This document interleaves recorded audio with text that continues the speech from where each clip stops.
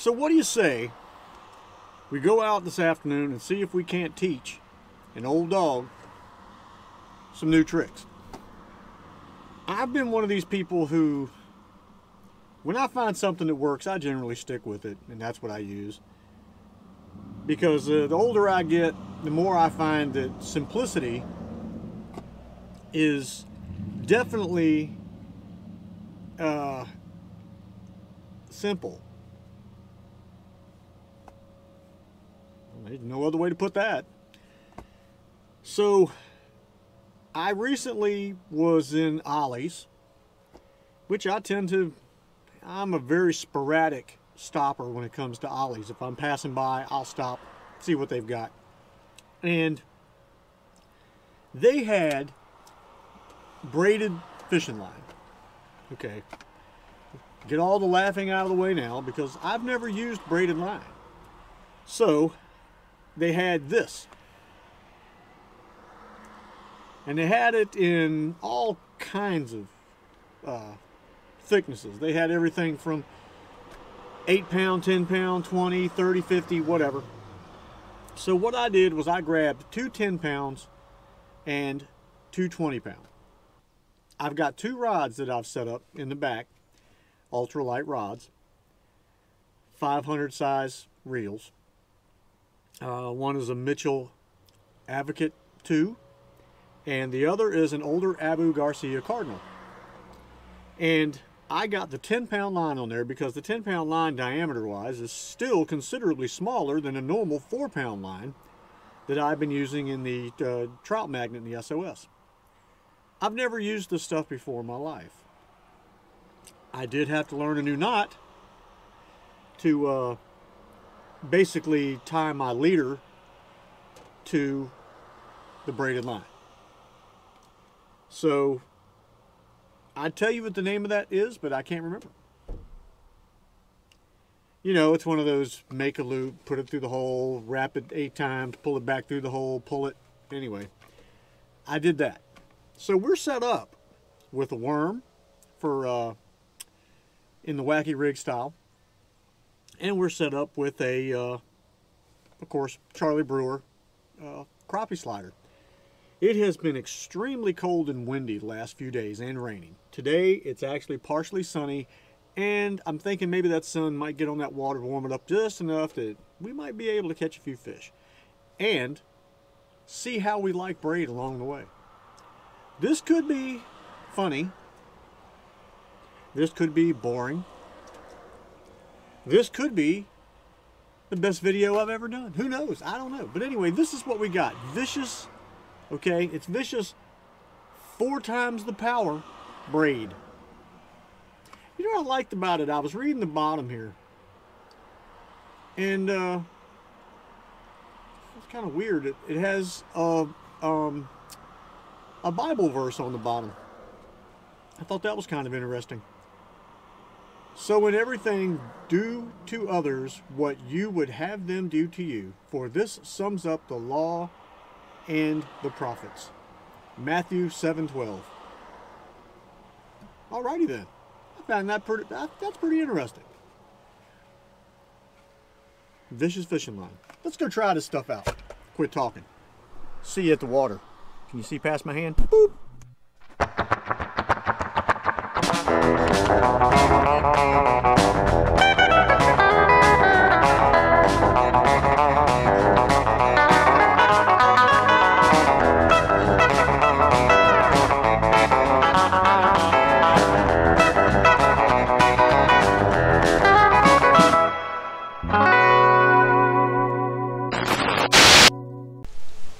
So here we go.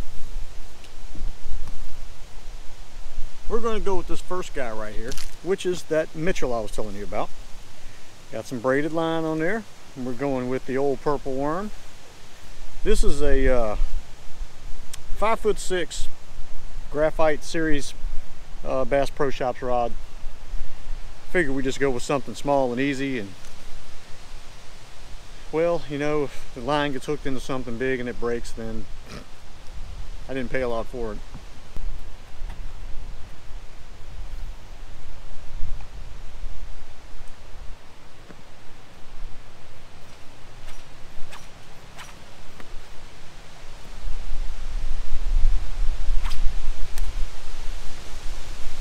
got something back. I don't know what it was, but I got it back. Here's the first thing I noticed about braided line. It casts really, really far. I guess it has something to do with,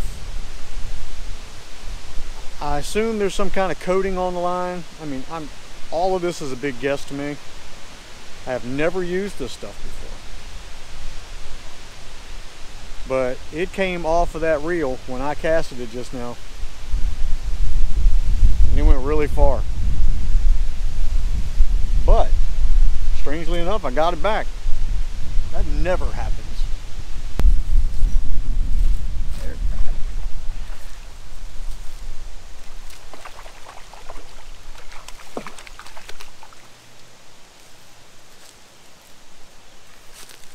All right.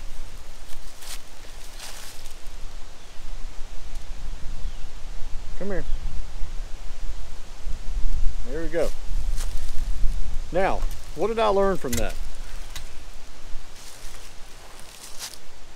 The first 2 thumps I felt from that were extremely significant. I mean, it was like bump, bump, and then thump, and I felt it quite a bit. And you know, that's what I'm finding out is, or what I'm being told, you know, that braided line is sensitive. Man, that fish is just cold as he can be. And yes, I felt that quite well. Not a big fish, but that was a learning experience right there, people. I learned something. I'm also learning that the line itself is very light in weight. And the wind, man, is just blowing it like a parachute. My leader that I tied on there, I'm happy to say, held on. Let's switch to this other rod with the old Charlie Brewer on there. Let's see what happens. We got one on the worm, and I definitely could feel the difference in the tapping, the way that the strike felt. It was more pronounced, that's for sure. Like a telegraph, that kind of thing. That's a good one, boys. Oh yeah, that's a good one. Oh my God.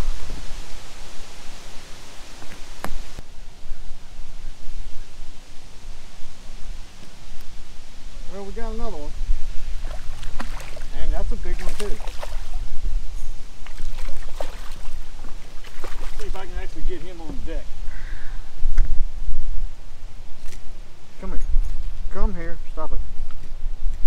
Okay, rod's in the way.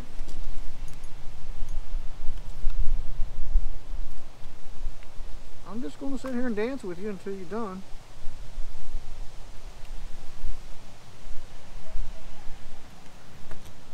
Well,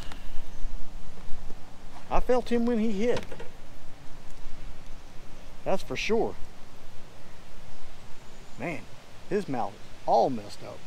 I'm not so sure this ain't the fish we just lost. Look at his mouth.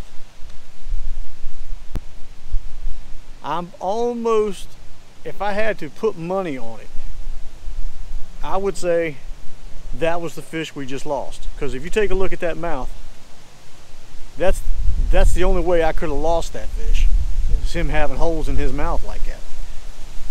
I don't know what the devil he's been eating on, but that's a good fish. We're going to continue trying though. That's a good fish. But yeah, he's definitely got that dressed up for Halloween mouth going on.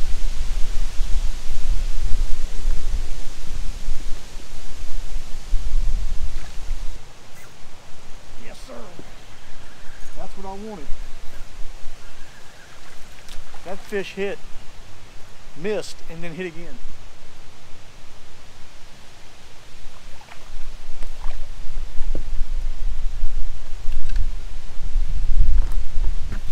go. And you can really, oh, anyone else see that? Can we put that back in slow motion?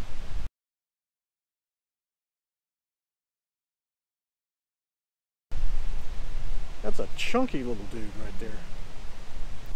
I'm pretty sure we probably got what we need. Well, I've got what I need in this lesson on braided line. But I'm going to cast one more time anyway.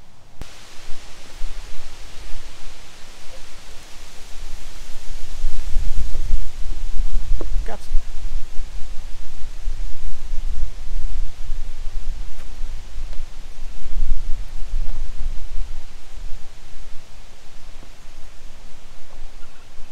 Great. I've got a fish and I'm hung in the bush.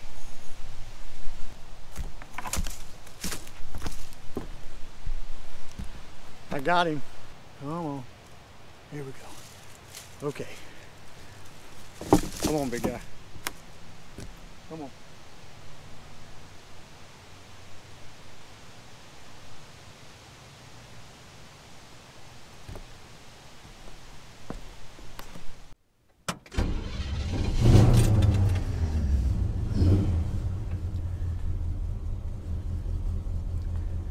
So, what have I found out about braided line? Now, I realize 99.9997% of you probably already know about braided line. And you probably have used it. That other little minuscule percentage at the end there is me. Never used it before. I catch fish like I do, and I don't have a problem with the way I fish. But sometimes something will present itself to you. And this vicious braided line presented itself to me at Ollie's. It was on sale for about half of what you'd normally pay for it. So I just decided to go ahead and get a few rolls of it and use it.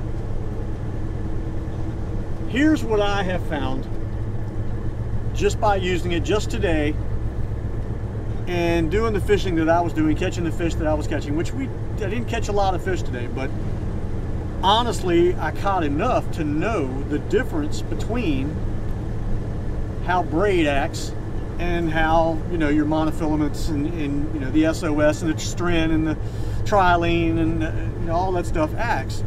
And what I'm seeing is, what I'm feeling is, the initial bite, okay, the initial hit, like with the worm or with the grub, is sharper. It's a sharper feel. And what I mean by that is, it's instead of that normal feel of a bite, which is kind of a dull poking kind of feel when you feel them hit, it's a little bit more electric. It's a little bit more of a smack when it hits. You know, kind of like if you, and most of you are not going to have any idea what I'm talking about. Well, let me put it this way. If you took a baseball bat and you hit a pillow, you feel it, but it's a little bit dull. But now if you take a baseball bat and you hit the top of a kitchen counter or a piece of plywood, it's more of an electric smack, more of a whack. That's kind of what I mean. Y'all can correct me if I'm wrong, but that's the way it felt to me. Also, setting the hook, I don't feel like I have to go back as far. There's no stretch, really. So setting the hook was pretty easy. Also, distance of cast. Definitely could tell that I was casting a whole lot further with less effort. So those are the things that I'm seeing from it. I definitely see that I would have to use a leader, and I get the feeling one of the reasons that you use a leader is because if you get that braided line caught in something, you are going to play the devil breaking it loose to get your lure back, or to get your line back, or whatever the case, or just to, you know, get free of where you are. I also got hooked up a couple times in some bushes and stuff where when I tried to put the line around my hand or whatever to pull it loose, it just slides. It slides really easily around your fingers, your hands, your whatever. And you don't want to cut your digits off. So that must be part of the reason that it casts so far, because I can definitely see that it doesn't have that grip on the, say, the spool. This is all just what I feel I'm seeing, feeling. Again, correct me if I'm wrong. This episode may have been boring to you, but it basically was a filmed lesson learned for me. I hope you enjoyed it. I hope you had a good time watching me freeze and get blasted in the face with anything that was falling out of a tree, pine needles, whatever. Getting that one fish out of the bushes, that was fun. I wish I had turned the camera so you could see it, but I was concerned about getting him out of the bushes and get him to live. I wanted him to live, so I didn't mess around with the camera too much. And he did swim away. I was surprised. After I threw him in, he swam on away. So he was out of the water for a while too. Anyway, thank you guys for watching. If you like what you're seeing, please subscribe, hit the bell. I'm going to do some funny things this summer. This winter I've got some things. I'm going to do some trout fishing, I hope. I've stocked up on lures in which I use for trout fishing. A lot of things coming up, and I hope I entertain you. I try. I'd be doing a song and dance right now if I wasn't driving a truck. Anyway, on behalf of my family, on behalf of old Booger and myself, thank you for watching. We'll see you next time.